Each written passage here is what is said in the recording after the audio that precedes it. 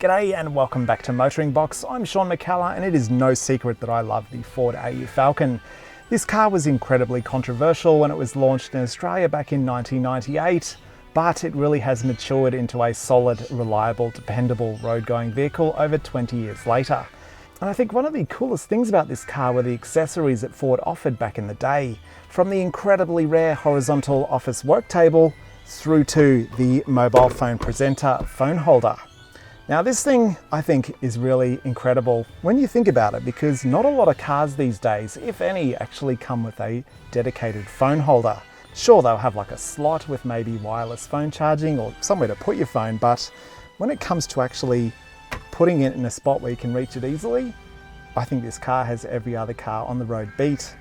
But did you know that the BA Falcon actually had one as well? Oh yeah, it sure did. Now this thing is almost folklore.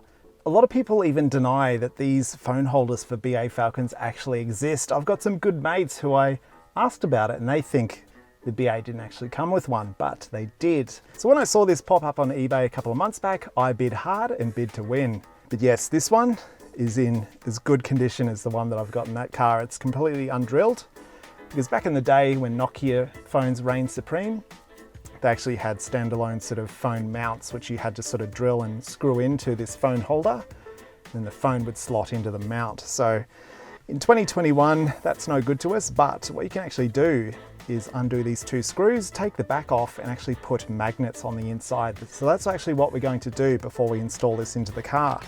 When it comes to the installation, it looks like this just slots into the existing coin holder here in the front left of the center console. And then it should sit something like that. And then hopefully the magnet will be strong enough to actually hold our phone. So from first impressions, it isn't quite as refined or designed quite as well as the one in the AU. So hopefully the magnet's strong enough to hold that phone. I'm not really sure how this is going to go, but we'll give it a shot. And also give you guys some tips as to how you can modernize that phone mount to take a modern smartphone. So yeah, it doesn't look that great, and when it's folded into the center console, it does kind of get in the way, but look, it's a rare accessory and you know me, I love this shit. So let's get to it. So as I mentioned, it's in two halves, so we can actually take this back cover off, and hopefully we can put a magnet like this one inside.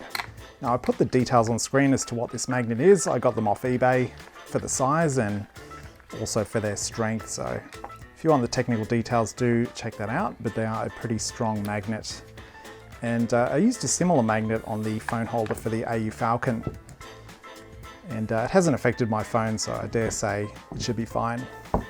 Now I've actually had this open before because I was trying to stick some smaller magnets in here and they didn't really work. So you'll see some residue here from the super glue.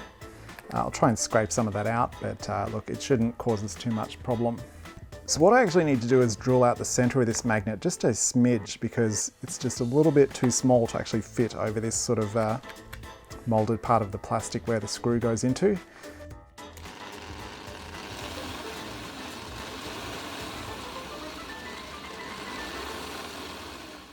Now, as it turns out, magnets do not love being drilled. So it's actually split in half, but I reckon we can probably still use it. As long as the magnetism hasn't been affected, which doesn't seem to have been,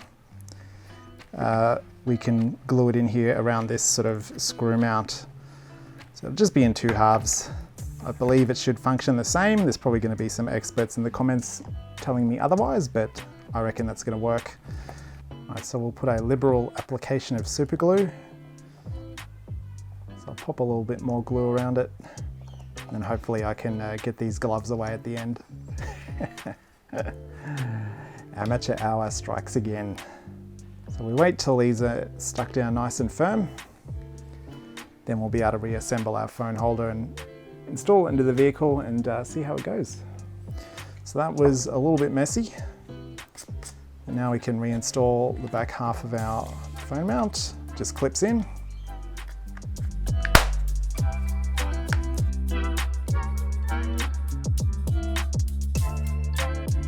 Cool, let's get that into the car and see how we go. All right, so we're back in the car and we've just got to offer up our little phone holder here. goes into the coin holder here in the center console. So we just need to work out where we need to drill our hole. So it should just be a matter of holding that in place, then getting our drill and going straight down into the plastic.